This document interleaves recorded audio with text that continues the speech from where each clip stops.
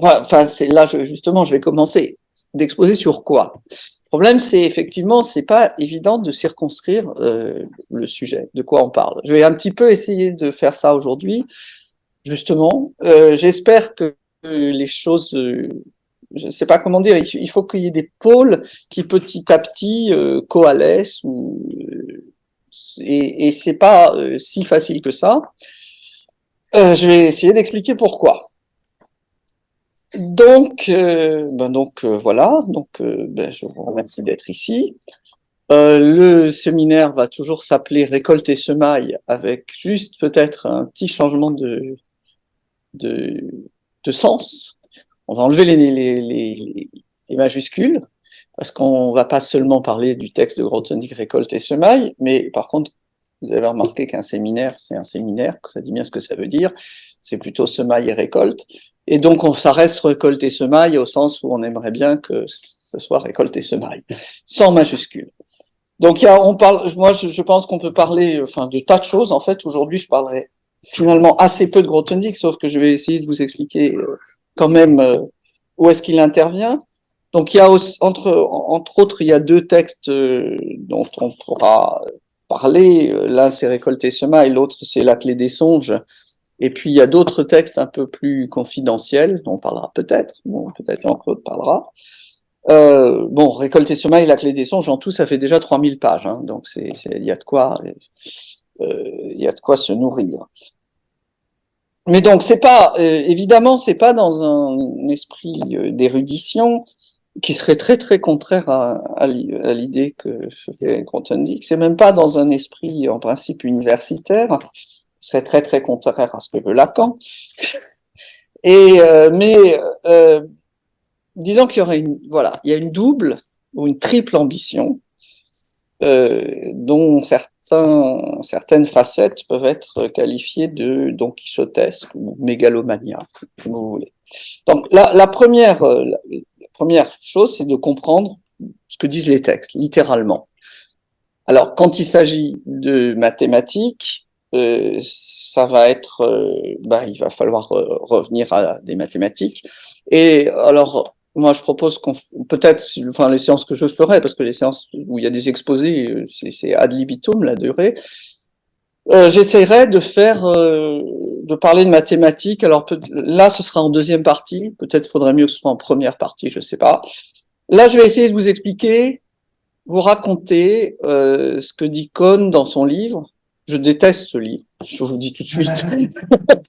Je ne suis pas du tout en train de vous dire que c'est un bon livre, mais il dit quand même quelque chose qui est très vague de la façon dont il le dit, mais je déteste le livre et j'admire beaucoup Kohn comme mathématicien, hein, c'est pas la question. Mais il dit comment on appelle ça, un topos c'est comme un ensemble qui varie continuellement. Voilà. Donc, qu'est-ce que ça veut dire? En fait, c'est à peu près tout le contenu, si je puis dire, un peu mathématique de ce livre se réduit en un sens, c'est déjà beaucoup, à ça. Et c'est ça que je vais essayer de raconter en deuxième partie. Ça a beaucoup à voir avec ce que je disais l'an dernier. Hein. En général, je vais avoir tendance, j'espère pas à radoter, mais à répéter. Hein. Forcément, il faut un peu ruminer. On va dire ruminer plutôt que radoter. Donc, point de vue mathématique, il s'agit de faire connaissance avec, alors, ce que Badiou, que je n'aime pas non plus, appelle l'événement Grothendieck, qu'il a complètement raté, mais le fait est qu'il l'appelle comme ça. Ou alors ce que j'ai appelé aussi la matière fonctorielle. Hein, la matière au sens qu'il y a la matière de Rome, la matière de Bretagne, et il y a la matière fonctorielle qui est ce qu'a introduit Grothendieck. Parce que, on le répétera jamais assez,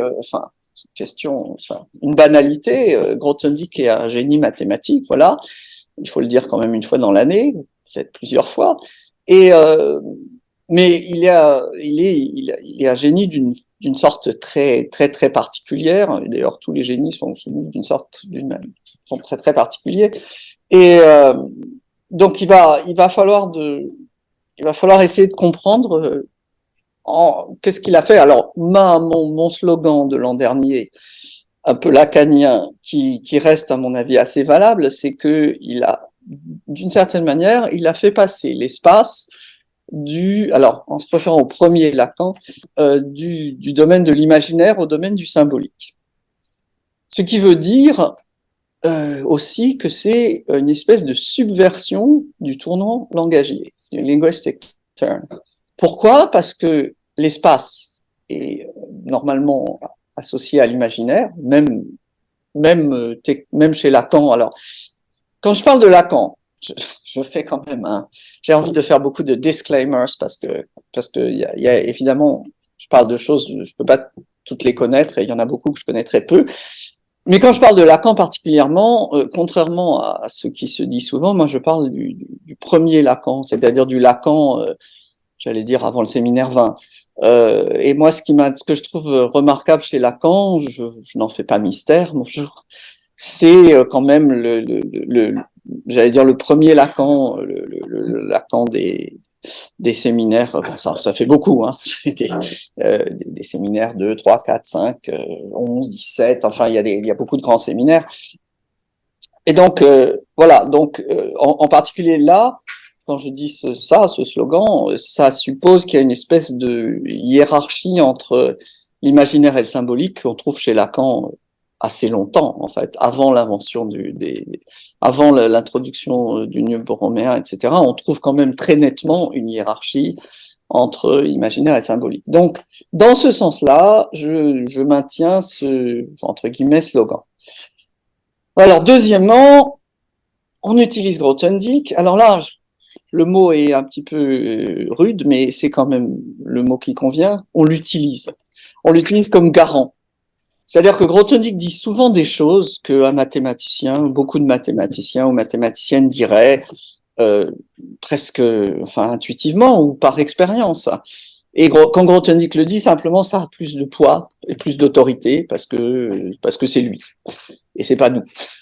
Mais ce qu'il faut voir, et c'est ça qui est un petit peu dramatique, c'est qu'on va utiliser Grothendieck en fait pour, j'allais dire, revoir ce qu'il en est du passé, c'est-à-dire grosso modo des 150 dernières années, depuis en gros 1880, donc un peu moins qu'un siècle et demi.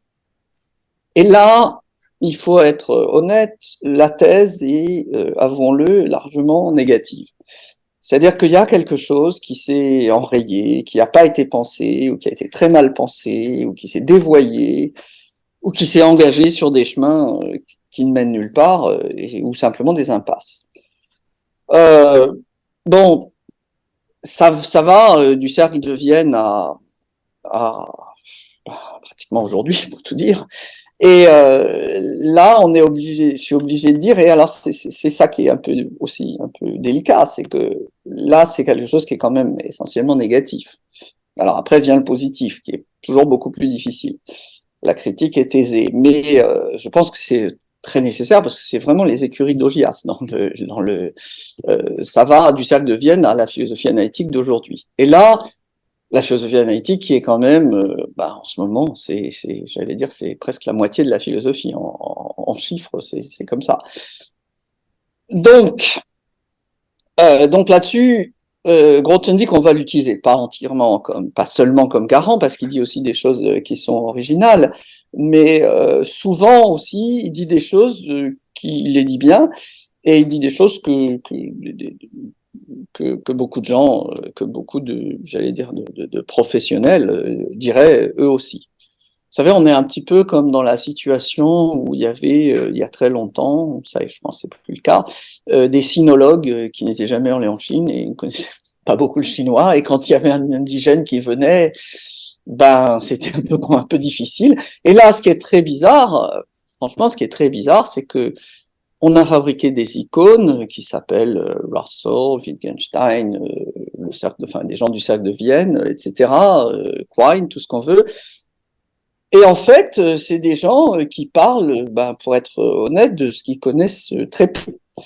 Alors, il y a une idée positive, elle, c'est que les mathématiques, c'est plus important qu'il n'y paraît. Alors, ça, je dis même pour moi-même, c'est-à-dire qu'il y a 10 ans, si vous m'aviez, moi j'ai souvent, j'ai fait beaucoup enfin j'ai étudié la philo, j'en ai toujours un peu comme ça lu, etc.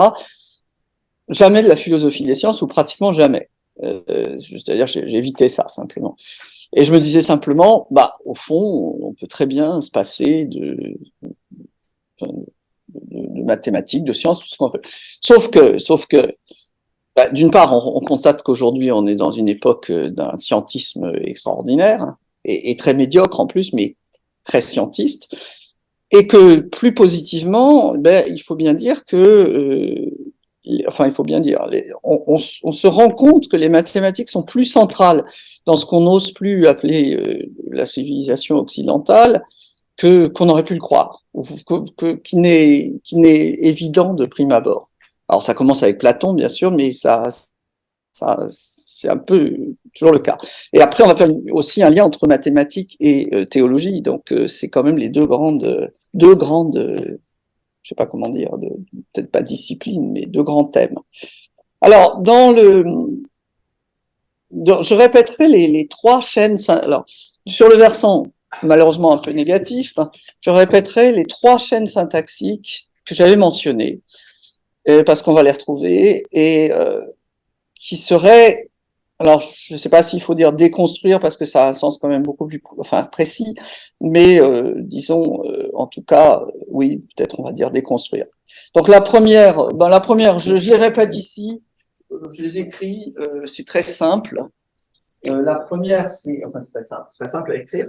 Donc la première, je me rappelle, c'est logique et mathématique. Je mets des traits d'union. Je vais voir après comment on les rend, comment on les retrouve. La deuxième, c'est science et, alors je mets les traits d'union exprès, et technique. Et la troisième, c'est foi et raison. Alors j'écris en latin parce qu'elle est venue en latin. C'est fides. Donc voilà, ça c'est trois chaînes syntaxiques où les traits d'union sont presque obligés. C'est-à-dire, on le veut. Alors les traits d'union dans logique et mathématiques, il n'y a peut-être pas de traits d'union, mais vous prenez n'importe quel livre de philosophie analytique et en général, on parle de logique et mathématiques, sans mettre de traits d'union. Sciences et techniques, je vais voir où on les retrouve. Alors peut-être non, pour voir où on les retrouve, allons vers le troisième but. Bon, la troisième raison de lire Grothendieck pour moi, à part quand même le fait de lire Grothendieck, c'est aussi d'essayer, c'est beaucoup plus positif, et c'est essayer de comprendre qu'est-ce que c'est que la science, ou de répondre à la question pourquoi y a-t-il de la science et non pas plutôt rien, pour prendre la formule de Leibniz qui a été beaucoup répétée. Bon, la science, c'est quelque chose d'abord qui est extrêmement rare. Ça mérite quand même d'être dit. C'est quelque chose qui est extrêmement rare et très fragile. Il y a très peu de civilisations qui l'ont connu, à vrai dire, vraiment très très peu. Et puis, le fait est que que c'est rare et que c'est aussi très fragile en fait. Même si ça n'a pas l'air aujourd'hui, parce qu'on est on est un peu plongé dans le scientisme. Alors, à propos de scientisme, je fais une petite publicité. Si vous allez, vous êtes sans doute, beaucoup d'entre vous ont été sur le site Grothendieck Circle, qui rassemble beaucoup d'écrits et de Grothendieck. Vous avez là-dedans les écrits non mathématiques. Alors, je sais plus comment c'est, je sais plus exactement, mais c'est évident à voir. Et puis, vous avez Vivre et survivre. Vivre et survivre, c'est c'est une revue ou un petit journal, petit quand même parce que c'était quand même très artisanal. Donc Grothendieck était rédacteur en chef pendant longtemps. Enfin, non, pas pendant longtemps. Le tout a duré 3 ans, donc c'est pas longtemps. Et alors Vivre et survivre, mais c'est un journal de ce temps-là. Il y a des dessins. Il y a quelqu'un d'ailleurs qui dessine pas mal du tout. Tu dois le connaître, le dessinateur de Vivre et survivre. Ouais. Non, non. En tout cas, il est voilà, c'est des dessins extrêmement Et puis c'est un vocabulaire de ce temps-là. Non, ça rappelle vraiment ce temps-là. C'est le vocabulaire de juste après mai 68. Et alors moi, je me disais, j'ai commencé à lire un petit peu. Et je me disais ça va être encore des imprécations, etc. Or, il y a des articles là-dedans qui pourraient être écrits aujourd'hui. Il y a en particulier, je vous conseille, 9, alors vivre et survivre, bon j'écris comme ça, vivre et survivre le numéro 9, je ne sais plus comment ça s'appelle un nouveau mythe, je crois, quelque chose comme ça. Alors c'est signé de toute la rédaction, sachant qu'il y a 2 personnes au moins euh, qui sont, enfin non, qui sont plus là, mais il y a dont l'une n'est plus là. Il y a Grothendieck, qui est rédacteur en chef, et puis il y a, non, oui, il y a Gage, évidemment, et puis il y a Sibony, qui est très jeune, et donc, en fait, Daniel. Et ça n'est pas absolument indemne de lacanisme rentré, ou parce qu'on sent que Daniel Sibony a injecté un peu de lacanien à l'insu en tout cas à l'insu de Grothendieck, qui connaissait vraiment pas, et sans doute à l'insu de pas mal d'autres. Mais alors, cet article qui est très long, qui est long, hein, vraiment. Et puis alors, il y a plus, enfin, c'est marqué, c'est pas un nouveau mythe, le titre, c'est quelque chose comme ça. Mais il y a mythe 1, mythe 2, mythe 3. Et en fait, c'est sur le scientisme. Et c'est passionnant. Moi, j'ai trouvé ça excellent. Et tellement excellent que ça pourrait s'écrire encore aujourd'hui, et que surtout ça pourrait se lire aujourd'hui. Donc c'est en 72, hein, je crois. Ça doit être. Je crois que c'est 72. À un an près, mais je crois que c'est vraiment 72. 71 peut-être. D'accord. 71. Euh, donc enfin, c'est quand même. Dans tout ça, on est dans les retombées de 68, hein, parce que 68 a beaucoup ébranlé Grothendieck. Donc 71, c'est un an après qu'il soit parti de l'IHES. Et donc, je fais une publicité pour ça, pour ce qui est du scientisme. Et je note quand même que on parle toujours de Grothendieck en tant que précurseur de l'écologie. Dans un certain sens, son ennemi, c'est le scientisme. L'écologie est une espèce. Alors, bon, peut-être j'y reviendrai là. J'y reviendrai à cause de la crise de Husserl, mais l'écologisme de Grothendieck est, pour moi, quelque part, c'est un corollaire de sa lutte contre le scientisme. Euh, et là, en fait, ça rejoint beaucoup Husserl et la crise. Donc, le troisième but, c'est toujours de comprendre cette histoire de qu'est-ce que c'est que la science. Et quelles sont les conditions, déjà, de l'émergence d'une science quelles sont les conditions, alors j'allais presque dire les conditions a priori, de l'émergence d'une science. Alors les conditions, on va dire, historico-philosophiques plutôt que purement philosophiques. Alors, j'ai émis une conjecture, enfin, conjecture, si on peut appeler ça une conjecture. Donc la conjecture, ce serait que les conditions, je vais essayer de faire ça, mais je ne sais pas si ça marche vraiment. De toute façon, j'écris pas très bien, et puis il n'y a pas grand-chose à écrire. Mais les conditions d'émergence, il y en a 2. Pour moi, il y en a 2 d'une science. Alors, quand je dis d'une science, bon, ça sera à voir. Il faut comprendre ce que ça veut dire, science. Mais c'est une esthétique. Alors, esthétique au sens. Donc, esthétique, ça veut dire une façon d'appréhender a priori l'espace et le temps. L'espace et le temps. Et puis, une herméneutique. Et alors, donc, ça, c'est la conjecture, si je puis dire, générale. Mais si on l'applique à notre science, enfin à la science moderne, ben, l'esthétique, pour moi, c'est le calcul infinitésimal. Et alors, un jour, il faudra que je vous parle du calcul infinitésimal, qu'on parle du calcul infinitésimal. Alors, à chaque fois, hein, j'ai un peu des scrupules, parce que tout ce que je mentionne, pour quel que soit ce que je mentionne, il y aura toujours des experts, des spécialistes, etc. Et d'ailleurs, c'est eux que j'aimerais bien inviter. Donc c'est pour ça c'est pour ça, d'où mon appel, si vous connaissez des spécialistes de ceci ou cela.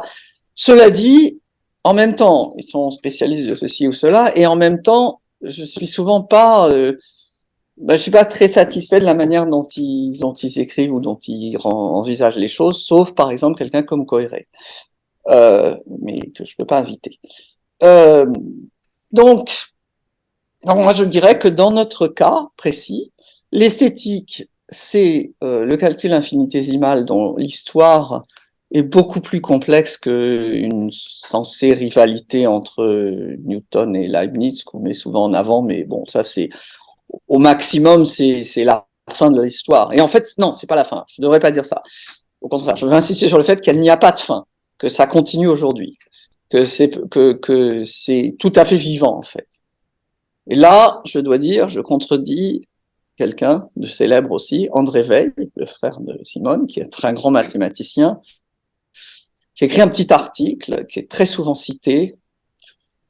Alors, c'est un article où, dans une lettre à sa sœur, je ne sais pas si c'est un article, mais enfin, c'est devenu un article, où il dit, voilà, les mathématiques, les brumes se rassemblent sur certains points, et puis ensuite, elles se dissipent, et elles se rassemblent sur un autre point. Alors, il prend comme exemple le groupe de Galois, dont il dit, voilà, il y avait des gens comme Lagrange, Poisson, qui avaient un peu anticipé ce qu'était un groupe de Galois, mais pas vraiment, ça restait dans la brume, etc. Puis Galois est venu, et puis maintenant, bon, là, on sait ce qu'est un groupe de Galois, enfin, on peut le savoir. Et puis, alors pour le calcul infinitésimal, il dit oui, ben ça c'est un cas typique. Ben maintenant il n'y a plus grand chose à comprendre. Ça a fait des tas de problèmes au XVIIe et XVIIIe siècle. Puis est venu, mettons Cauchy. Et puis, ben on a compris ce que c'était que les infinitésimaux. Et puis voilà. Et puis la brume s'est dissipée. Et maintenant, ben, tout le monde, on enseigne le calcul infinitésimal. Et voilà. Alors là, je suis pas du tout d'accord. En fait, je suis pas non plus le seul d'ailleurs. Je suis pas du tout d'accord. En fait, le calcul infinitésimal, ça va beaucoup plus loin bah, éventuellement que ce qu'on enseigne, mais c'est quelque chose qui est toujours vivant. Un jour, peut-être, on pourra en parler. Alors, l'herméneutique, ben là, c'est l'herméneutique biblique. Là, je crois que on n'a pas beaucoup le choix. C'est-à-dire à la fois l'herméneutique mishnaïque, talmudique juive, et puis les patristiques grecques et latines. Donc, contrairement, alors là, peut-être je m'oppose carrément à Spinoza, je pense pas du tout que cette herméneutique biblique soit adverse enfin, soit contraire enfin, à l'émergence de la science. Au contraire, je crois que c'est tout l'inverse, que la science ne va pouvoir émerger que grâce à ces efforts herméneutiques, même s'ils vont dans des directions complètement différentes. Alors ça aussi, il faudrait en reparler. Sauf que, alors non, pas sauf que, qu'est-ce que ça veut dire tout ça? Ça veut dire qu'en particulier, l'esthétique, elle est tributaire de ce qu'on peut appeler une doctrine des facultés. Alors nous, enfin je dis nous, oui nous les Occidentaux, il y a une doctrine des facultés qui est née en Grèce, qui a transité par Saint-Augustin, et qui a été formalisée dans la critique de la raison pure, dans l'analytique de la critique de la raison pure de Kant.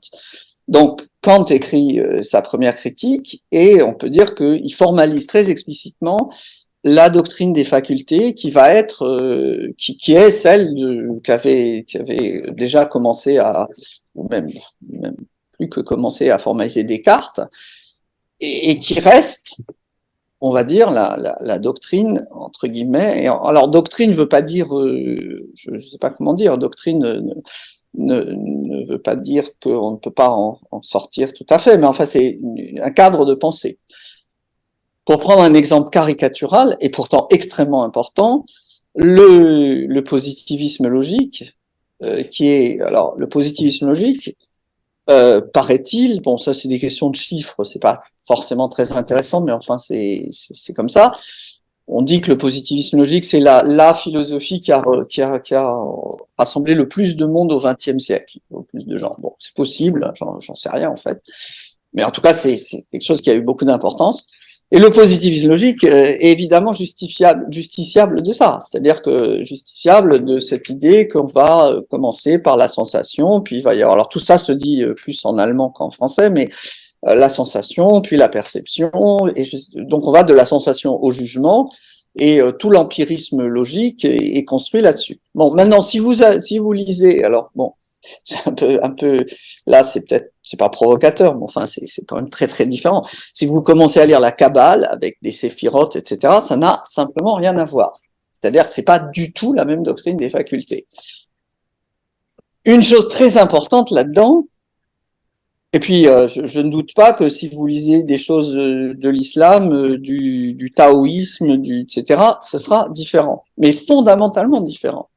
Une chose qui est fondamentale dans la conscience occidentale, c'est par exemple le fait qu'il y a du théorique et il y a du pratique.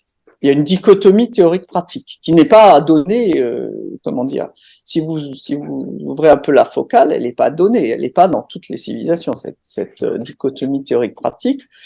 Non seulement il y a une dichotomie théorique-pratique, mais le pratique a une primauté sur le théorique. Ça veut dire que la volonté a une primauté sur la contemplation ou le savoir. C'est bon, évidemment, la grande émergence enfin, la grande, je sais pas comment dire, la grande révolution freudienne, c'est de dire la volonté, c'est le désir. Et chez Grothendieck, alors là, on est en plein chez Grothendieck. Chez Grothendieck, il n'y a pas de différence entre Eros et la volonté. Donc là, du point de vue de ce point de vue-là, là aussi, on peut dire que il y a différentes doctrines des facultés. Il y en a une j'allais dire qu'on connaît, qu'on pratique un peu plus que d'autres, à savoir au fond celle, encore une fois, qui est formalisée par Saint-Augustin, puis Descartes, puis la critique de la raison pure, puis enfin tout le monde, je veux dire. J'ai pris comme ça des étapes presque au hasard, enfin au hasard, qui sont très connues. Voilà, donc ça aussi, alors, qu'est-ce qui se passe là? C'est qu'on commence à faire, alors c'est un peu en écrivant ça, je me suis aperçu que ces histoires sur la doctrine des facultés, c'est ça qui peut faire aussi le lien entre ce qui préoccupe de mathématiques ou de sciences en général et la théologie.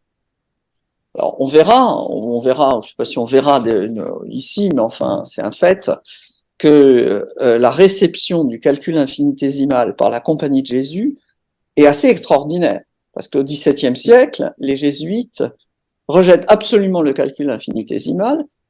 Pourquoi? Parce que le calcul infinitésimal ne peut pas s'accorder avec la transsubstantiation.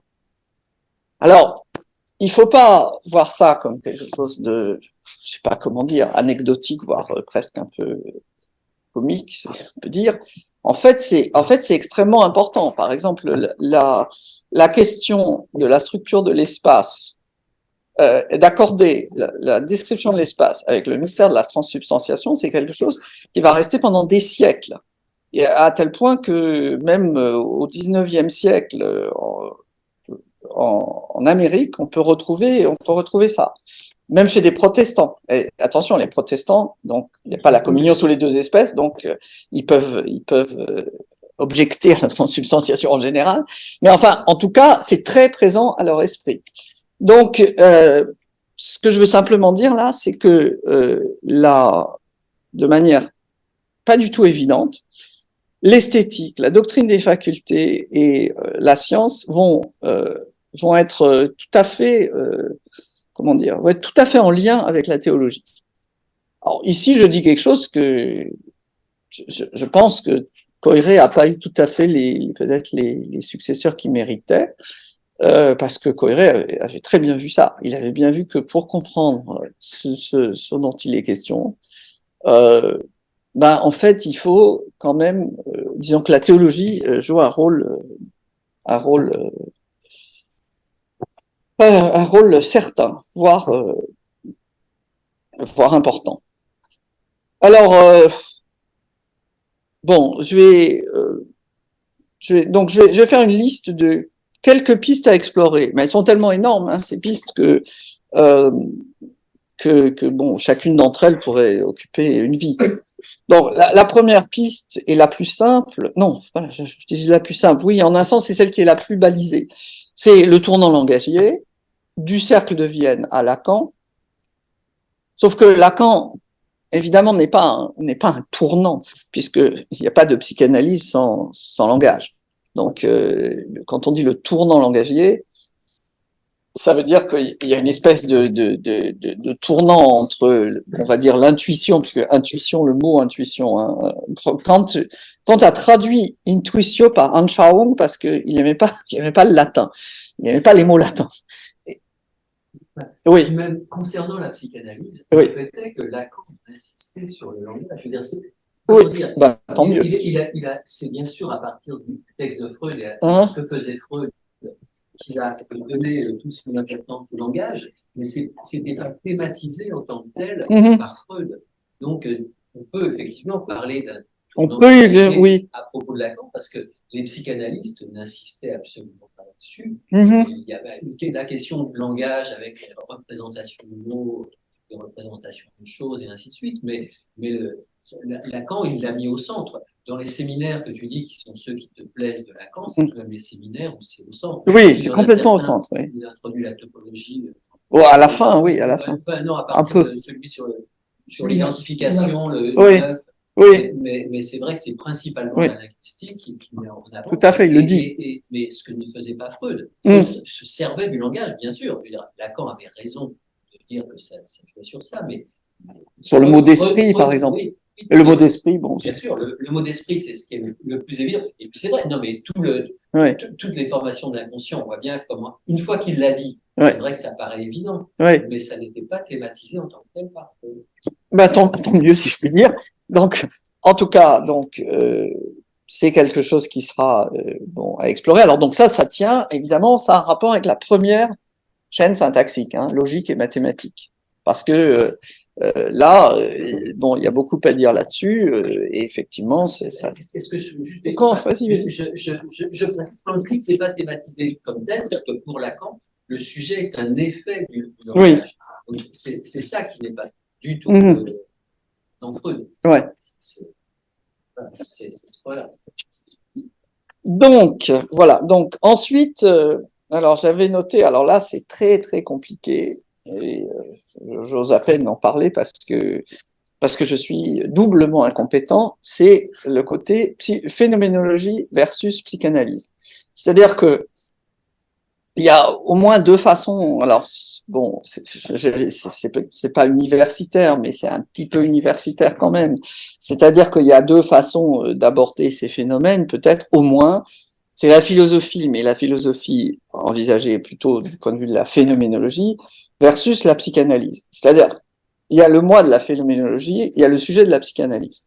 Bon, pour moi, j'avoue, il est assez évident que le sujet de la psychanalyse est beaucoup plus pertinent pour ce qui nous occupe que le moi de la phénoménologie. Bon, mais ça, je pourrais déjà développer, on en avait déjà parlé. Là aussi, j'aimerais bien. Alors, vous voyez, il y a des phénoménologues très célèbres, le dernier étant Marc Richir, qui sont quand même intéressés à la psychanalyse, mais j'ai lu un texte, par exemple, d'un Richirien, c'est pas Richir lui-même, sur Lacan. Pour moi, c'est pas du tout convaincant. C'est quelque chose que Husserl a presque essayé d'oublier, quoi. Enfin, il a eu l'impression que s'il lisait Freud, il pourrait pas continuer. Je crois qu'il le dit même. Et donc, je sais pas s'il a lu Freud, mais enfin, la phénoménologie, je ne sais pas. Enfin, c'est intéressant parce que aujourd'hui, on nage souvent dans le syncrétisme, mais pas de ce point de vue-là, parce que il y a quand même des espèces d'interdits et il y a une barrière entre les phénoménologues et la psychanalyse qui fait que ils veulent garder leur moi. C'est-à-dire, or le moi des phénoménologues est de plus en plus le moi transcendantal. Donc ils reviennent à Fichte et alors après c'est très compliqué parce qu'il y a la désubjectivisation du moi transcendantal chez Fichte et d'autres et Sartre même. Donc il y a toute une histoire de ça, mais qui est quand même presque disjointe et vraiment très prudemment disjointe de la psychanalyse. Donc ça, c'est très dur d'en parler, parce qu'il faudrait beaucoup de compétences déjà. Il faut quand même beaucoup. Et or, c'est très rare les gens qui... Il faudrait au moins un dialogue entre des phénoménologues et des psychanalystes, chose qui existe assez peu en fait. En fait, j'en ai jamais vraiment vu. Peut-être qu'on peut essayer. Donc le deuxième, là, donc ensuite, il y a bon, Husserl, Heidegger, Habermas, ils se rencontrent pas sur grand-chose, mais si je puis dire, il y a beaucoup de points de divergence, mais il y a quand même une rencontre qui est précisément autour des questions abordées dans la crisis de Husserl. La crisis étant elle-même un recueil de textes, hein, pas un livre qu'a écrit Husserl, étant un recueil de textes presque posthume. Mais ce que raconte Husserl dans la crisis, en fait, on ne parvient pas à, je pense qu'on ne parvient pas à dépasser ce que raconte, ce que dit l'angoisse de Husserl dans la crisis. Alors évidemment, vous me direz, Husserl, il a de quoi être angoissé parce qu'il écrit, c'est le nazisme. Bon, enfin, c'est le moins qu'on puisse dire, c'est que c'est angoissant. Mais de manière plus précise, ça a un rapport évidemment avec cette fois la deuxième chaîne syntaxique, science et technique, parce que quand même le leitmotiv de la crisis, c'est de dire que la science assimilée à la technique va mettre en péril la Lebenswelt, c'est-à-dire la fragilité du monde de la vie. Ça, c'est vraiment le grand thème quand il dit la crise des, ou alors c'est la fameuse, comment on appelle ça, désenchantement, Entzauberung der Welt, c'est-à-dire le désenchantement du monde qui advient du fait de la science. La science va être assimilée à la technique et la technique va mettre en péril ça, ce qui fait que en fait on est tout proche de l'écologie d'aujourd'hui en fait. Où, malheureusement, on n'est peut-être plus en péril, on est peut-être en effondrement, j'en sais rien, mais on est tout proche de ça. Quand vous relisez, donc c'est 30 ans après la crise, ben vous lisez Vivre et survivre, ça ne parle que de ça. Et 30 ans plus tard, ou non, même plus, 60 ans plus tard, eh ben, 50 ans plus tard, on y est encore. Donc, on a beaucoup de mal, je pense, à dépasser ça. Or, d'une certaine manière, chez Grothendieck, il y a un dépassement de ça. C'est-à-dire que la science n'est pas du tout envisagée. Alors, après, le scientisme est envisagé comme ça. Et si vous lisez ça, ça ne parle aussi que de ça. Enfin, ce texte-là de Vivre et survivre, ça ne parle aussi que de ça parce que ça parle de la science du point de vue, d'un point de vue, j'allais dire scientiste, d'un point de vue, qu'est-ce que fait les applications, comme nous on dit, les applications. Et là, c'est effectivement très. Alors, il n'y a pas que les applications, hein, parce qu'aujourd'hui, le scientisme touche beaucoup d'autres domaines qui ne sont pas du tout des applications, qui sont au contraire, hein, qui ont d'autres raisons. Enfin, ça a d'autres raisons d'être. Mais entre autres, il y a ça. Donc ça, c'est la deuxième chaîne syntaxique. Et puis, je reviens à peine sur la troisième, parce que c'est la troisième, fides et ratio, c'est quoi? Je rappelle une date qui est pas tout à fait hier, c'est 1277, c'est une date très célèbre parce que c'est Étienne Tempier, l'évêque de Paris, qui émet 219 interdictions alors je sais pas comment ça s'appelle, c'est pas des interdictions exactement, mais qui met au banc 219 propositions dont des propositions qui expliquaient que la foi et la raison sont deux voies vers la vérité. Alors, ça a été attribué à Averroès, c'est pas vraiment Averroès, Averroès était mort depuis 100 ans, donc c'est pas vraiment... Mais c'est le début de l'avéroïsme latin. Alors là aussi, il faudrait qu'on ait un spécialiste de l'avéroïsme latin, pas forcément Alain de Libera qui prendrait immédiatement le parti... disons, on va dire le parti d'Averroès, mais en l'occurrence, bon, c'est de l'avéroïsme latin, donc c'est même plus de l'avéroïsme du tout. Il y a une certaine proximité entre ce que raconte Averroès, ce que raconte Grothendieck et ce que raconte Jung, parce que Grothendieck, Grothendieck, lui, il a un tropisme, voire une haine de la trahison. Et alors, il voit des traîtres partout, bon, à commencer par dans sa propre maison, mais il voit aussi que Freud pour lui a trahi Breuer et que Jung a trahi Freud. Et que en fait tout le monde trahit toujours tout le monde.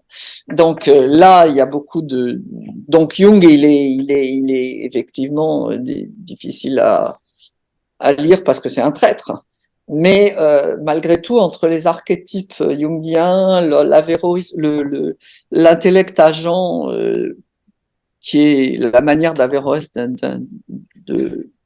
d'interpréter le De Anima d'Aristote, il y a quand même des parentés un peu évidentes. Enfin, un peu évidentes, non, je sais pas. Évidente, c'est peut-être pas le mot, mais disons, qui me semble relativement clair. Donc, je sais plus pourquoi je disais ça. Plus du tout. En tout cas, oui, donc, enfin, bon. Je sais plus, je suis un peu perdu là, je sais plus où j'en étais. Oui, j'en étais en fait, je voulais pas répéter trop sur la 3. Oui, on était à la troisième chaîne syntaxique qui est donc foi et raison. Donc c'est en fait pour dire que je pense que ce dont on se préoccupe, à savoir la science, avec beaucoup de guillemets, a beaucoup de raisons, a beaucoup de liens avec la religion, avec tout autant de guillemets. Donc évidemment les deux sont j'allais dire, difficiles même à appréhender, à définir, etc. Mais elles sont, il y a un lien.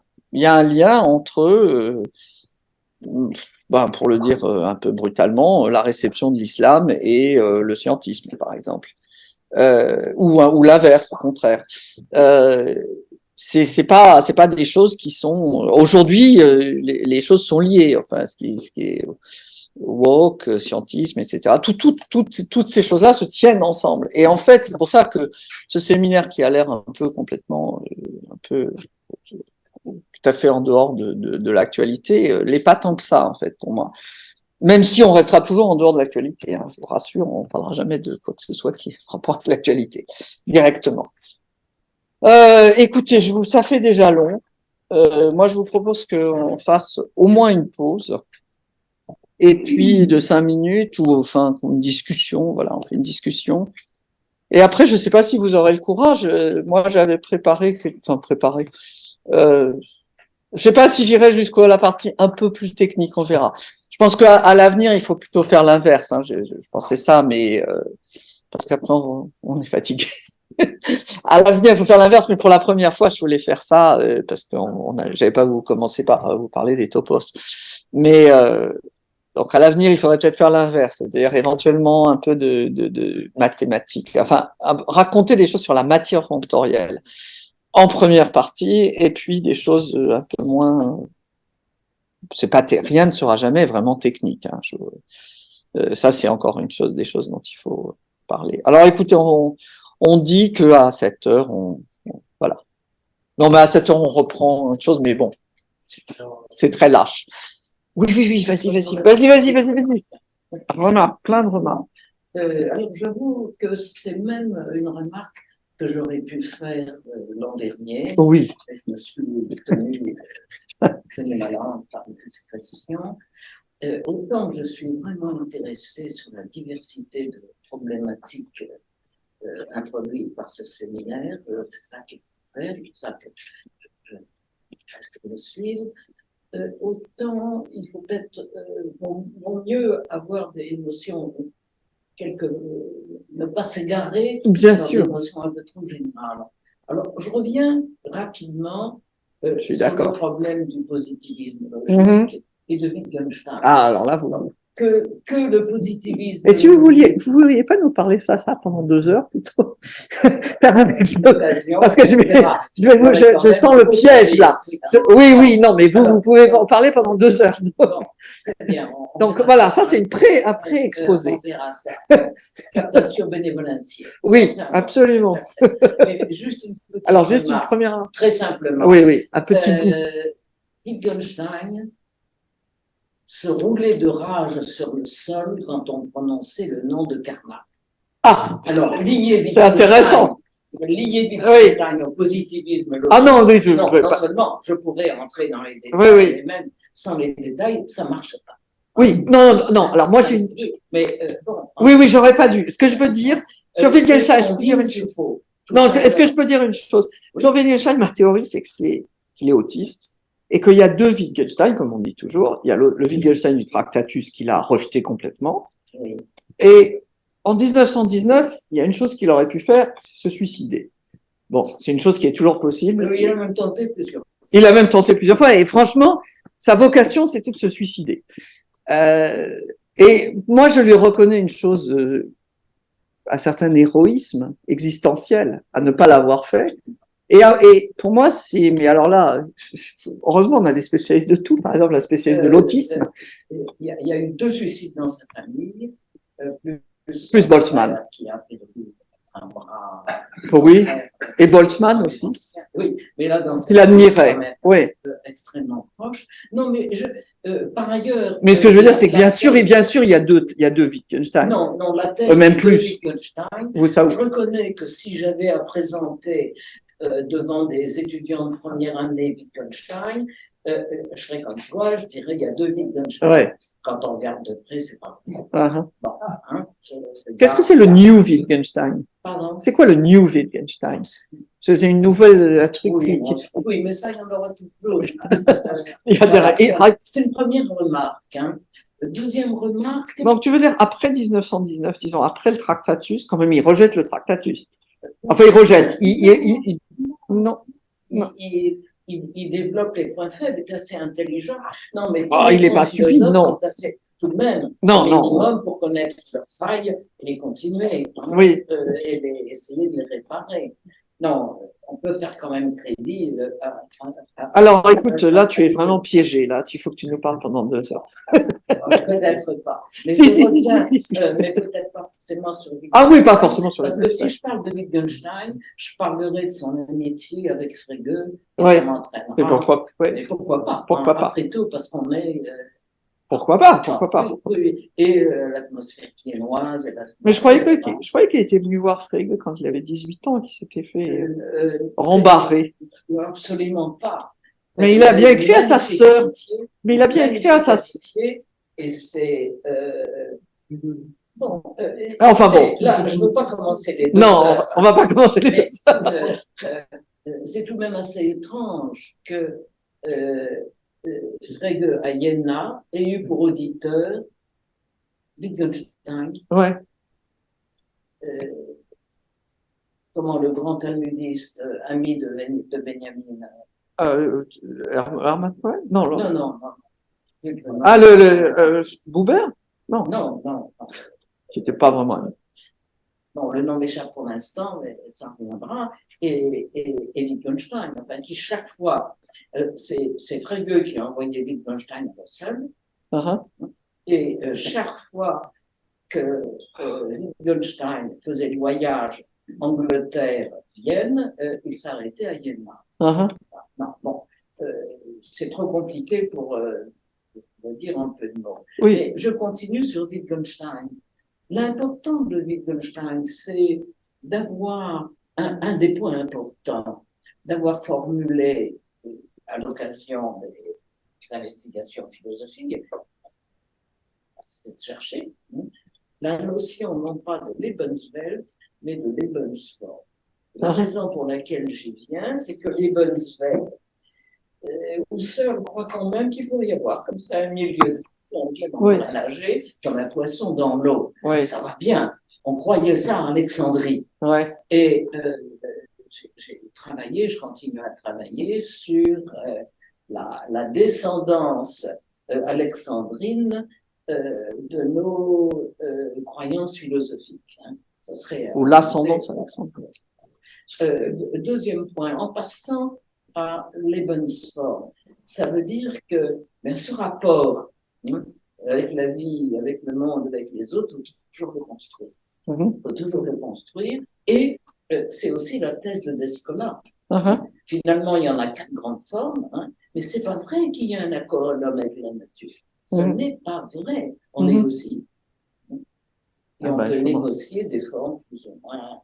Alors, même sans prendre le tour d'une diplomatie que lui donne Platon, c'est une négociation difficile, toujours ratée d'ailleurs, et qui fait qu'on navigue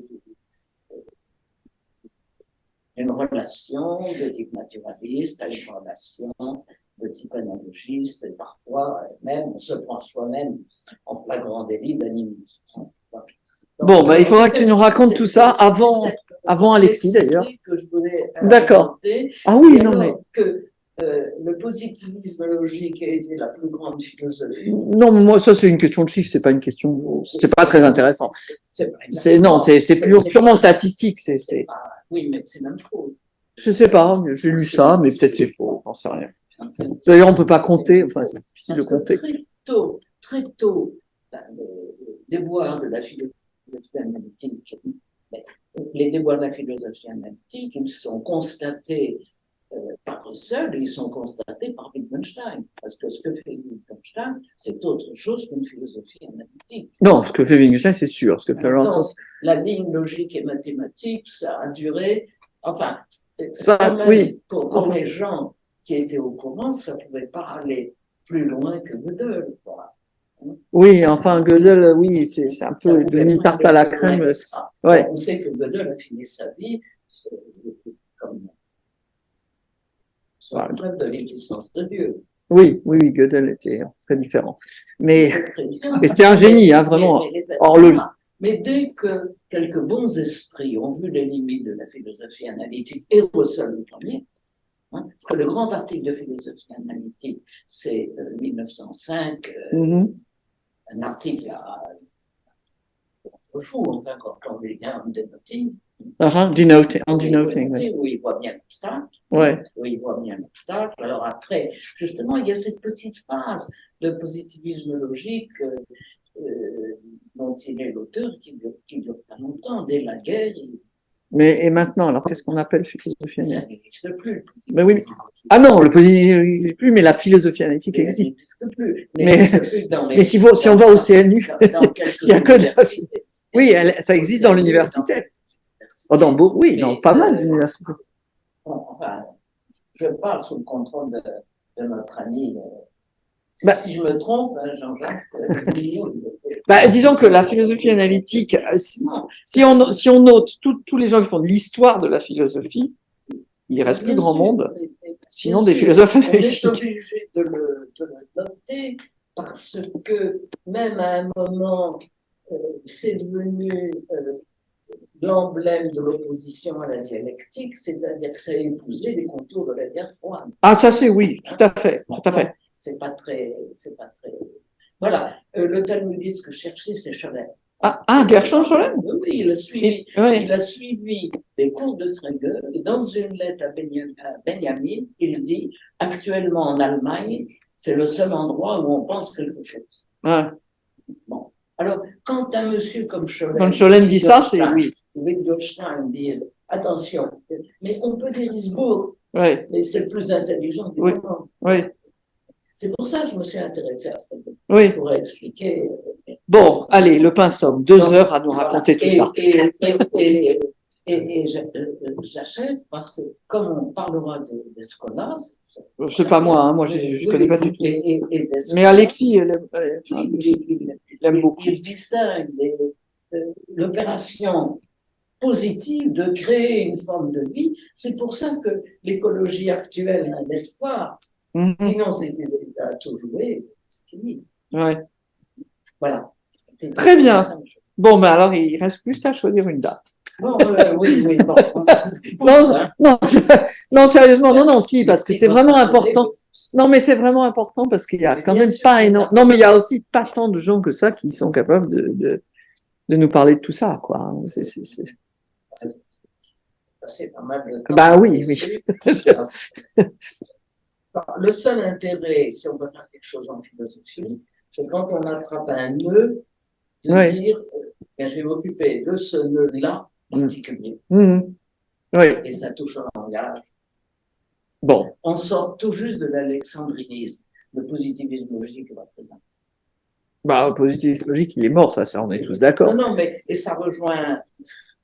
Mais alors l'université est morte aussi. Ça rejoint le propos précédent parce que l'intérêt de cette logique alexandrine face aux fondamentaux de notre rationalité et de la phénoménologie c'est que c'est là où il y a eu la première traduction biblique.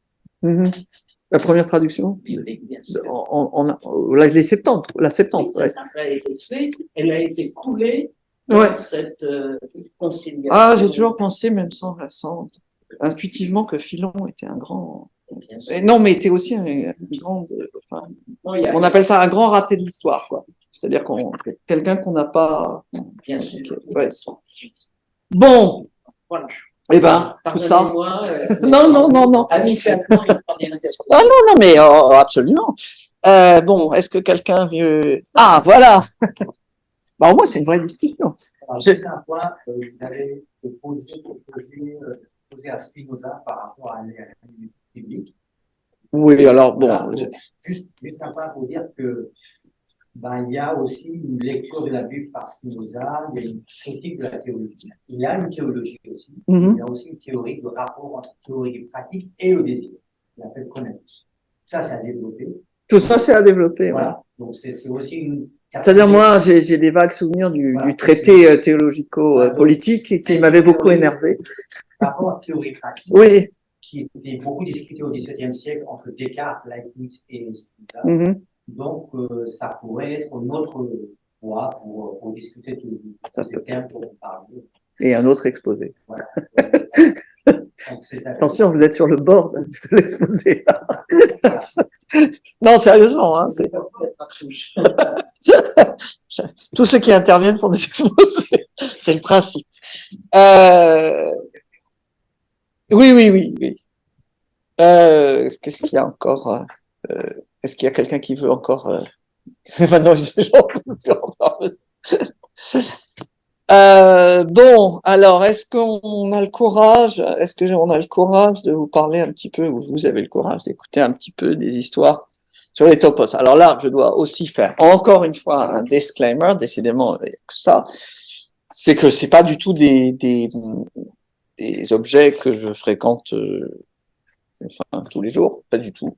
Les topos, je connais vraiment pas grand-chose dessus, en fait. Disons que quand je lis, ça me semble pas totalement opaque, mais enfin, c'est pas non plus, c'est pas du tout quelque chose que je connais bien. Mais donc, je vais essayer quand même de simplement vous expliquer qu'est-ce que ça veut dire qu'un topos, ça ressemble, ou c'est un peu comme la catégorie des ensembles. Donc, les ensembles, c'est une catégorie. Ça ressemble à une catégorie des ensembles qui bougent continuellement.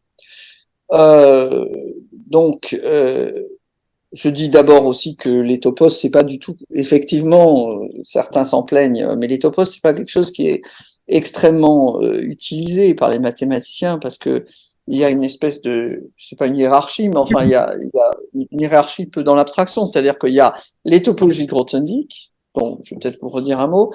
Il y a les topologies Grothendieck, donc les sites, qui sont un peu comme la même chose, c'est-à-dire les sites, c'est une topologie de Grothendieck, si on peut dire.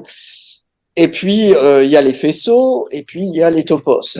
Et enfin, alors, les topos, c'est quand on met ensemble les faisceaux et les topologies de Grothendieck. Donc, en fait, les topos, les faisceaux, c'est extrêmement utilisé. Les topologies de Grothendieck est d'abord la plus commune, qu'on appelle la topologie eladique, c'est très utilisé aussi. Pas non plus par moi, en fait, hein, mais c'est très utilisé. Et donc, comment dire, par contre, les topos, ça allait beaucoup moins. Enfin, c'est quelque chose qui a donné beaucoup moins de résultats, entre guillemets, concrets, de résultats mathématiques. Donc, on peut le déplorer. Alors, c'est aussi, mais enfin, c'est un fait. Et c'est quelque chose il y a d'un côté la géométrie et de l'autre la logique. Et là, on ne dit pas ça dans le livre de Kohn et Gauthier-Lafaille, mais enfin, c'est un peu évident. Enfin, évidemment, Kohn, c'est ça depuis toujours.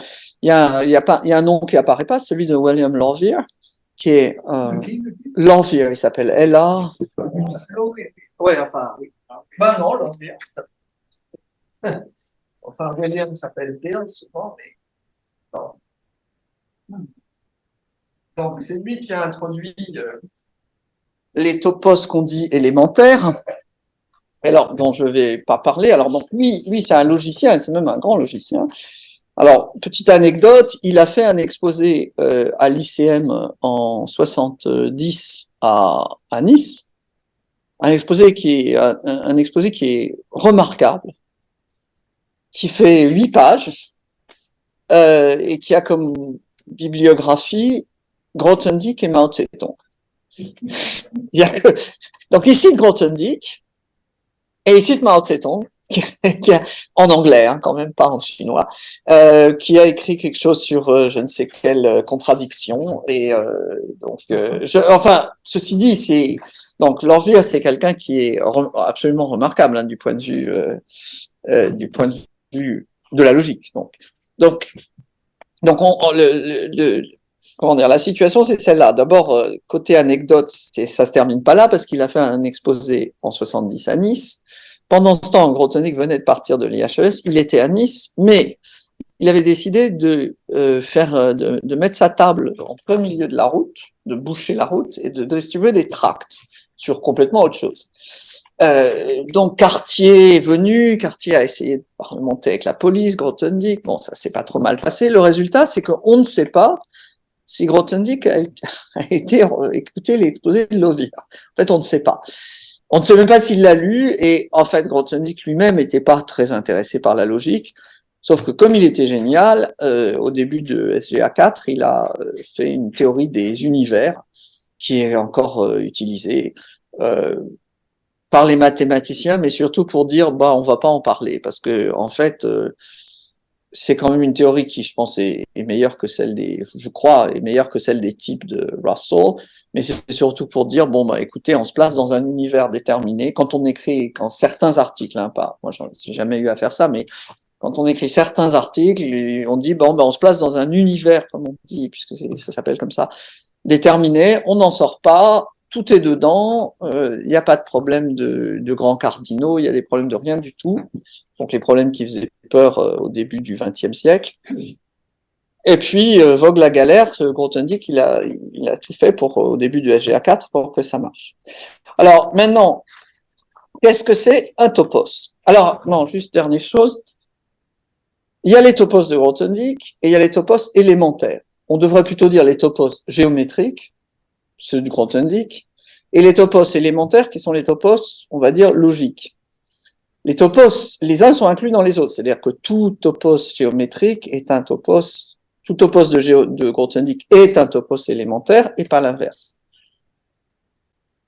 Il y a un théorème de Jean Giraud qui est devenu ensuite inspecteur, je sais pas quoi, de l'enseignement. Il nous a laissé un théorème qui est très bien, qui a une caractérisation axiomatique des topos de Grothendieck parmi les topos élémentaires. Maintenant, je ne vous parle que des topos de Grothendieck. Maintenant, je ne vous parle que des topos de Grothendieck parce que c'est eux qui ont un sens géométrique et en fait c'est eux. Bon, enfin ils sont pas plus importants, mais enfin c'est quand même, oui, c'est eux qui sont géométriques si on peut dire. Donc, alors définition. Et en fait on ne va pas aller plus loin que la définition, mais on va simplement comment dire décortiquer la définition parce que la définition elle-même est un peu incompréhensible. Donc là, si on l'a dit comme ça, donc un topos, c'est un topos, alors je vais essayer de mettre ça c'est quand même très artisanal. Donc un topos de Grothendieck grand T, grand T, T, simplement est un objet, enfin un objet de la forme. Alors ça veut dire un objet de la forme, ça veut dire et isomorphe A. Bon, mais de la forme F, C de X. Bon, c'est à savoir, et alors, bon, je vais expliquer, la catégorie des faisceaux à valeur dans une catégorie. Alors, il faut qu'elle soit écrit entre parenthèses, hein, parce que qu'elle soit localement petite, C, bon, C, sur un site, sur un site X. Qu'est-ce que ça veut dire?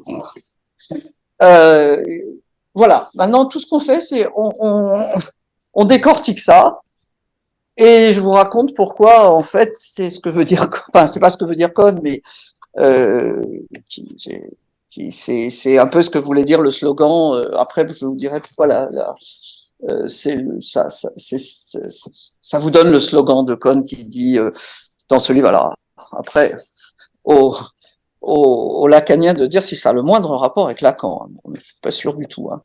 Parce qu'il y a le slogan, donc le nouveau slogan, c'est l'inconscient est structuré comme un topos. Après, au moins, vous pourrez vous le juger si ça a le moindre rapport avec ça. Donc, qu'est-ce qu'il faut savoir? Donc, si pour ceux qui ont fait un tout petit peu de maths, franchement, ça ressemble à un fibré vectoriel. Alors, enfin un petit peu, oui, disons en première année ou deuxième année. Voilà, ça ressemble pas mal à un fibré vectoriel. C'est-à-dire que c'est bon. Qu'est-ce que c'est F? Bon, non, par quoi je vais commencer? Donc ça veut dire bon, qu'est-ce que c'est un faisceau? Un faisceau, c'est pas quelque chose de si compliqué que ça. Enfin, ça a été inventé par Leray pendant la guerre. Donc, il faut savoir ce que c'est qu'un faisceau. Mais un faisceau, donc, je prends un faisceau sur X. Alors, X, maintenant, vous prenez, on ne sait pas que c'est un site, parce que ici, il y a deux, il y a plusieurs, je sais pas comment dire, plusieurs difficultés qui sont mêlées ou plusieurs notions qui sont mêlées. D'une part, le fait que X, c'est un site, c'est-à-dire que c'est une topologie de Grothendieck. D'autre part, qu'il y a des faisceaux. D'autre part, qu'il y a une catégorie. Donc, on va les faire une par une. Si X, pensez à X comme un truc gentil, une variété, quoi. Enfin, quelque chose qui est pas méchant. Voilà.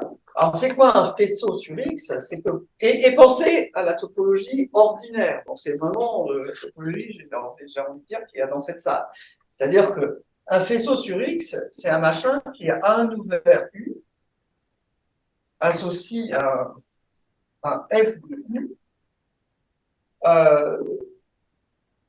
qui est, alors qu'est-ce que c'est? F de U, c'est bon, un faisceau, donc F sur X, c'est à tout U ouvert, on associe F de U. Alors, pensez par exemple aux fonctions tout bêtement.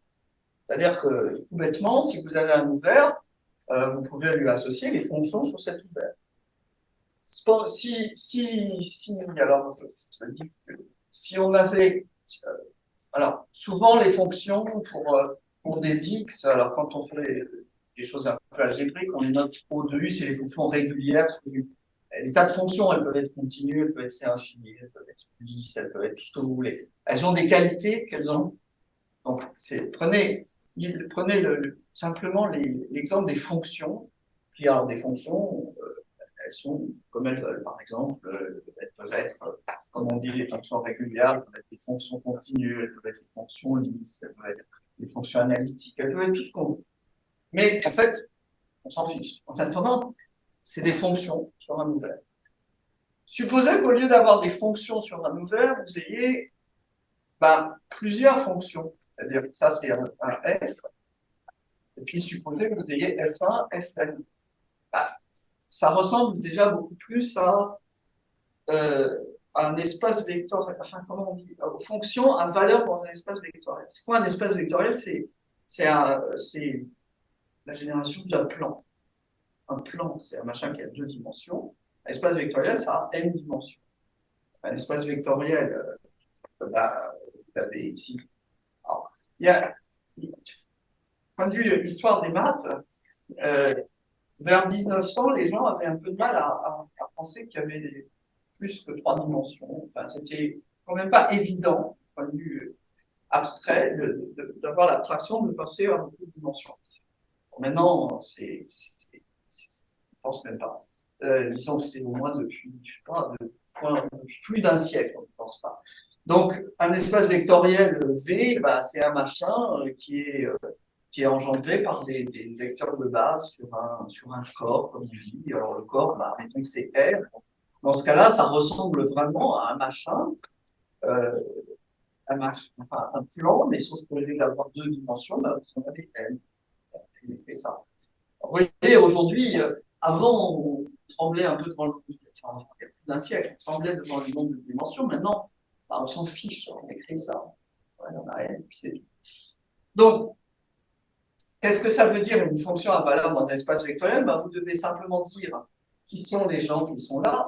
Bah, ça vous donne n fonctions. Donc, ça donne ça va dire que ça donne ça à la puissance n. Et ça, c'est un faisceau, par exemple. Et c'est même ce qu'on appelle un faisceau localement libre. C'est-à-dire, un faisceau, c'est un truc qui a à chaque ouvert associe une quantité qui est en général ou d'une fonction, ou dans un groupe, ou dans un anneau, ou dans quelque chose. D'accord? C'est un foncteur. Et en plus, alors, mon demande de très simple, c'est que ça se recolle bien. C'est-à-dire que si vous avez un truc sur U et un truc sur UJ, ben, il faut que ça coïncide sur U avec UJ. Ça se recolle. Ça, c'est ce que je suis en train de dire, c'est un pré-faisceau. Mais en gros, c'est quoi? C'est que vous faites localement, vous mesurez quelque chose. Ça peut être la température, n'importe quoi, ou des choses plus compliquées, avec plus je sais pas comment dire, un groupe, n'importe quoi. Puis vous mesurez ça localement, puis vous recollez. Alors, pour être un faisceau, il faut dire, là, ce que je dis, c'est un pré-faisceau, mais un faisceau, c'est pareil. Simplement, ça dit que quand ça se recolle bien. Et quand on peut recoller, ben, on a vraiment quelque chose. Donc, un faisceau, j'arrive pas à le dire de manière totalement synthétique, mais alors oui, on peut dire c'est un foncteur, bien sûr, mais c'est quelque chose qui, à chaque ouvert, va vous donner une quantité. Donc, un faisceau à valeur alors, avant Grothendieck, il a fait comme d'habitude. La catégorie C, c'était en général des gens comme, vous voyez, des fonctions, des choses comme ça. Ces gens-là, c'est des gens qui sont commutatifs, en général. C'est des groupes commutatifs. Alors, Grothendieck, il a dit, on va prendre la catégorie la moins riche. C'est juste des ensembles. On ne peut pas faire moins riche. C'est-à-dire que c'est juste des ensembles. Ça a un désavantage, c'est qu'il n'y a aucune structure. Mais comme d'habitude, Grothendieck, il a dit, il adorait dire, on se penche le plus bas possible, en quelque sorte. On prend la catégorie des ensembles. Bon, localement petite, je ne commente pas. Oh, ça veut dire que c'est pas, ça ferait plaisir à Russell. C'est-à-dire qu'il faut que les choses soient des vrais ensembles et pas seulement des classes. Mais, enfin, les morphismes. Mais c'est pas grave. Bon, ensuite, vous avez un site, d'accord? Alors un site, on avait un tout petit peu vu ça l'an dernier. C'est en fait, ça veut dire qu'on a une topologie de Grothendieck. C'est pas forcément la topologie d'ici. Ça veut dire quoi? Ça veut dire donc les topologies de Grothendieck. La topologie de Grothendieck. Alors moi j'aime bien. J'avais écrit ça l'an dernier. Les topologies de Grothendieck, c'est vraiment la chose la plus, peut-être, je dirais, la plus caractéristique de Grothendieck. C'est-à-dire qu'il a changé, encore une fois, il a changé le sens de l'adjectif, de l'adverbe localement. Localement ne veut pas dire la même chose qu'avant. Localement, pour tout le monde, c'est on se met là, et puis localement, un petit truc autour. Là, c'est un peu différent. Enfin, c'est même très différent, et c'est là la révolution, en fait. Avant, on disait, donc c'est ce que j'aime bien résumer dans ces diagrammes-là, qui sont très très simples. Avant, vous aviez un ouvert qui est inclus dans X. Ça veut dire un petit machin, X c'est tout le monde, et puis U c'est un petit ouvert. Et là, vous lui faites subir, comme je disais,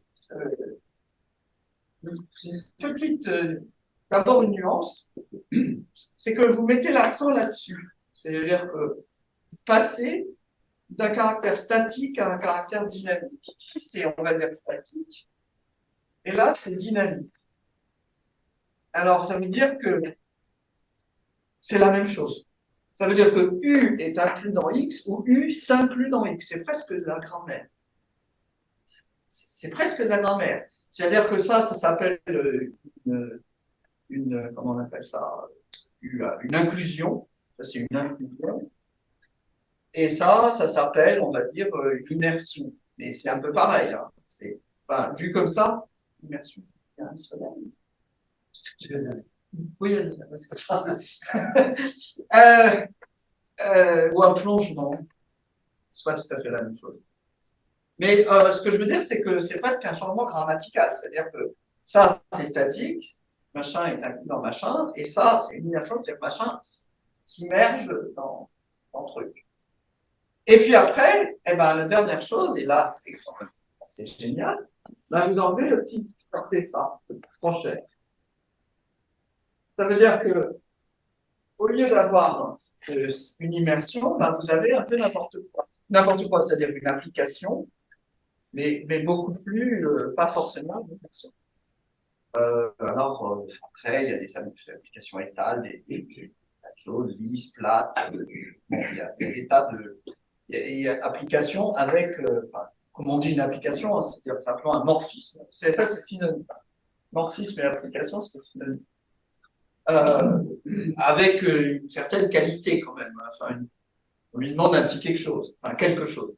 Même des fois beaucoup, mais ça, c'est une idée vraiment géniale de Rotten. Il a eu en 56, après un séminaire de Serre. Il a dit, c'est ça qu'il faut faire. Alors, ça change tout. Ça a l'air de rien, mais ça change tout. Là, je vais pas en reparler trop, mais ça change tout parce que c'est ce que j'avais appris dans les polarités, on en reparlera un jour peut-être. On passe du point à un point de vue. C'est-à-dire que, au lieu d'avoir un voisinage, on peut dire qu'on a un point de vue sur X, ou sur un bout de X. Pas sur X, parce que on a un point de vue sur l'image de X, à tout X. Mais on a une sorte de point, on a un point de vue, quoi. C'est pas la même chose. Donc, après, il y a tout un truc, des topologies, mais vous pouvez faire un tout petit exercice.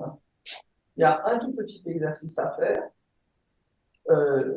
qui est qu'on définit ce que c'est que le produit fibré de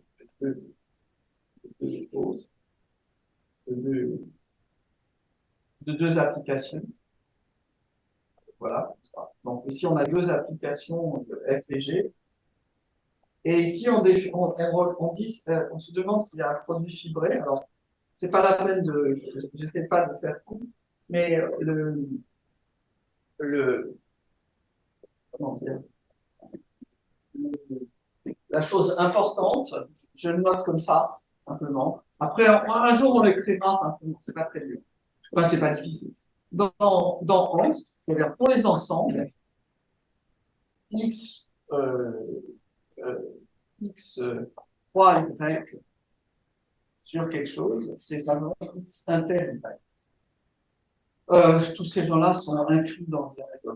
Il faut le dire un peu mieux. Mais le produit fibré, c'est l'intersection. Voilà, c'est tout. Et en fait, ici, je le dis mal et trop vite, mais c'est pour ça que ici, dans ce que j'avais effacé, un faisceau sur une topologie ordinaire, c'est des gens qui doivent coïncider sur les intersections, et ici, ils coïncident sur les produits fibrés. C'est plus général. Donc, après, vous pouvez maintenant, sachant cette définition, vous pouvez reprendre et essayer de comprendre ce qu'elle veut dire. Mais ce que vous avez ici, c'est de dire que un topos, c'est l'ensemble des faisceaux, c'est l'ensemble, donc en fait c'est une catégorie, mais la catégorie des faisceaux sur X a valeur dans une catégorie. La catégorie la plus pauvre, c'est la catégorie des ensembles. Donc prenons, on va noter, notons f de x égale, je passe, j'enlève c si c'est les ensembles. Donc, un topos, c'est de la forme, les faisceaux sur un ensemble, sur X, pardon. Les faisceaux à valeur dans les ensembles sur X. Maintenant, qu'est-ce que c'est un point? Non, oui, alors, la remarque, mais qui est très simple, c'est que les faisceaux sur un point, ben, il n'y en a pas beaucoup. Je prends un point. Alors, il faut faire attention, parce que là, le point, c'est vraiment le point de tout le monde. Si je puis dire, c'est un machin, un atome, pas un point, un vrai point. Ben, ça, c'est C. C'est pas compliqué. Si vous avez un point, et que vous avez, un point, il ne peut pas avoir de topologie. Quoi que vous fassiez, tous les U qui regardent le point, ben, ils voient le point. Et sur le point, vous devez associer au point à chaque U, vous devez associer un faisceau va associer un élément de C. Et il n'y a qu'un point. Donc, il n'y a rien, vous ne pouvez rien avoir d'autre que C. Et donc, un point, et donc voilà, alors il y a l'ambiguïté du mot point. Ça, c'est un vrai point. Enfin, un point au sens de tout le monde. Et maintenant, un point d'un topos, alors je suis désolé, mais tout le monde dit toujours le point. Un point d'un topos, bah, c'est simplement d'envoyer ça. D'envoyer donc, si je prends C égale ans, un topos ensemble. Ben, c'est envoyer ans dans votre topos. Pourquoi? Parce que ça, c'est. Vous voyez là, vous commencez à voir le mystère de la fonctorialité. Un point, c'est vraiment un point. J'ai envoyé un point là-dedans. Mais ici, comment vous avez oublié tout? Hein? Ça, pardon. Ça, c'est les ensembles. Ça, c'est votre topos. Donc vous oubliez le fait que, en fait, tout bêtement, vous envoyez un point là-dedans. Et vous retenez que ça, qui est plus abstrait, si vous voulez. C'est-à-dire qu'un point d'un topos, c'est d'envoyer les ensembles, d'un topos d'ensemble, c'est d'envoyer les ensembles sur le topos. Et c'est pour ça que Kohn dit, qu'est-ce que c'est un topos? C'est quand vous faites varier le point sur X, bah, vous faites varier cette immersion des ensembles dans votre topos. C'est une façon de dire qui est, entre guillemets, naïve, mais Kohn n'est pas naïf. Il le dit exprès, de manière un petit peu naïve. C'est-à-dire qu'en fait, les topos, ça peut être beaucoup plus méchant que ça. Des fois, il n'existe pas de points. Des fois, il n'y en a pas assez. Là, dire que ça varie continuellement, c'est parce que ça varie continuellement pour la topologie de Grothendieck, parce que c'est par définition. Mais enfin, c'est quand même une manière de dire continuellement qui est très compliquée. C'est-à-dire tout est compliqué. Point est compliqué, localement est compliqué, continuellement est compliqué. Mais quand même, là, vous voyez fonctionner d'ailleurs les métaphores en bas. C'est-à-dire que la phrase un topos, c'est la catégorie des ensembles qui varient continuellement, bah, elle est fausse ou elle veut rien dire. Et pourtant, tout le monde y pense comme ça. C'est-à-dire que c'est très naïf de la dire, mais c'est quand même pas complètement faux. C'est-à-dire que vous le voyez ici. Si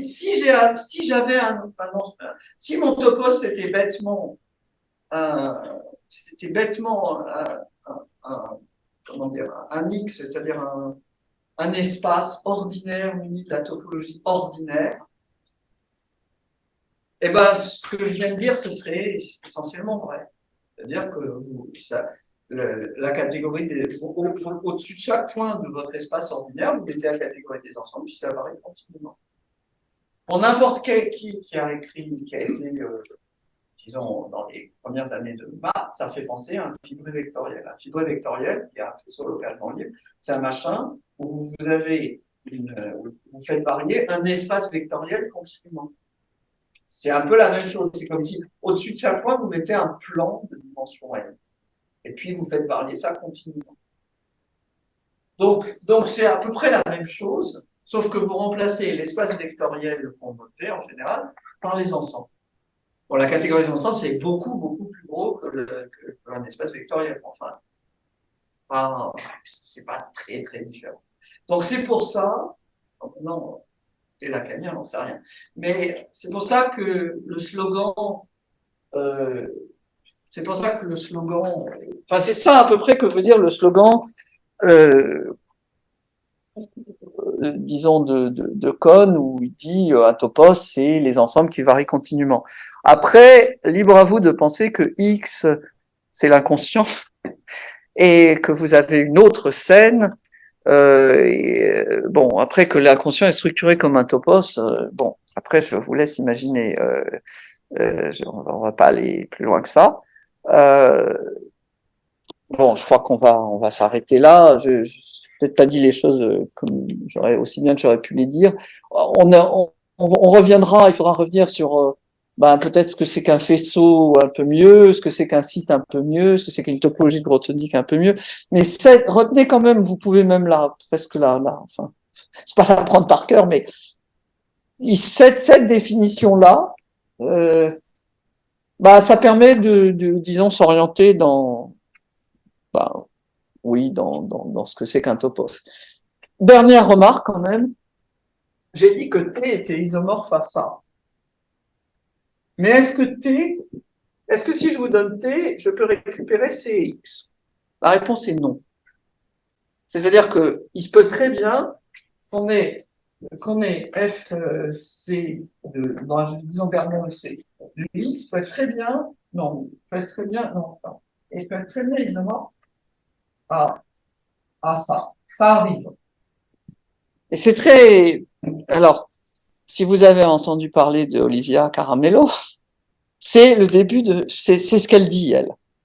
Parce que, moi j'appelle ça plus techniquement, la faisceautisation de l'équivalence de Morita. C'est de dire, vous pouvez avoir... Si je vous donne un topos, il peut se traduire avec un X et un C, il peut se traduire avec un X' et un C'. Mais le fait qu'ils soient isomorphes, puisqu'ils sont tous les deux isomorphes, c'est le même topos. En principe, bon, c'est ça qu'elle appelle les ponts. C'est exactement ce que Olivia Caramello appelle les ponts. C'est le fait que ça devrait pouvoir créer, entre guillemets, un pont entre XC et X'. Voilà. Parce que il y a XC et X', ils ont en commun que leur catégorie. Qu'est-ce qu'ils ont en commun? Ils ont en commun que la catégorie des faisceaux sur l'un, à valeur C, est isomorphe, ça, par définition. Enfin, par définition. Ici, quoi. Donc ça arrive. Alors, j'ai murmuré que ça ressemble, que c'est la faisceautisation de l'équivalence de Morita, parce qu'il y a un truc qu'on appelle l'équivalence de Morita, qui est essentiellement ça dans le cas qu'on dit affine, c'est-à-dire bon. Enfin, c'est une vieille idée très importante due à un certain Grothendieck, mais pas seulement. C'est l'idée des catégories tanakiennes. C'est-à-dire que l'idée, c'est que quand on a un objet, il vaut mieux s'intéresser à tous les objets sur lesquels le premier agit. La catégorie, si vous avez un groupe, vous regardez imaginez vous avez un groupe. Ce qu'on appelle une représentation linéaire du groupe, c'est quand ce groupe agit sur un espace vectoriel. Il vaut mieux s'intéresser à la catégorie des représentations linéaires qu'au groupe. C'est-à-dire que vous pouvez avoir des groupes qui sont différents, mais qui ont les mêmes catégories de représentation. Et ça, c'est à peu près la même chose, mais pour les topos. Bon, arrêtons-nous là. Disons que là, c'est un petit peu ça qui est sous-tend, encore une fois, ce que raconte... oui, bon, bref, voilà. Comme vous êtes des grands lacaniens et que vous entendrez parler de ça, autant vaut peut-être en savoir un tout petit peu plus. Je vous rappelle quand même un livre admirable que j'avais déjà fait, qui s'appelle Sheaves, Endurance Logic. Et en fait, contient évidemment 100 fois plus que ça. Ça, c'est deux personnes très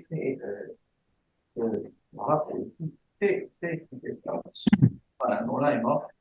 Et c'est un autre. Le second est un des créateurs de toute l'algèbre, de beaucoup de choses. L'algèbre, ça fait vivre. Il vient de mourir à 104, je sais pas, plus de 100 ans.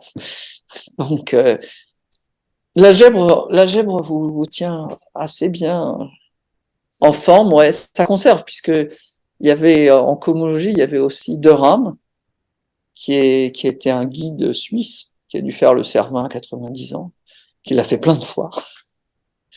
Il y avait Mayer-Vietoris, qui est mort à 104 ans. Donc, en fait, le conseil, c'est faites de la cohomologie. Et tout ira bien. Et Saunders Mac Lane, oui, lui, il a aussi vécu très vieux. Et Carton est mort à 104 ans. Donc oui, non, mais vraiment, c'est presque... Vous voyez ce que c'est les statistiques, la cohomologie, ça compte. Voilà. Bon, ben, on va arrêter là. Et ben, je dis au revoir aux gens qui sont en Zoom.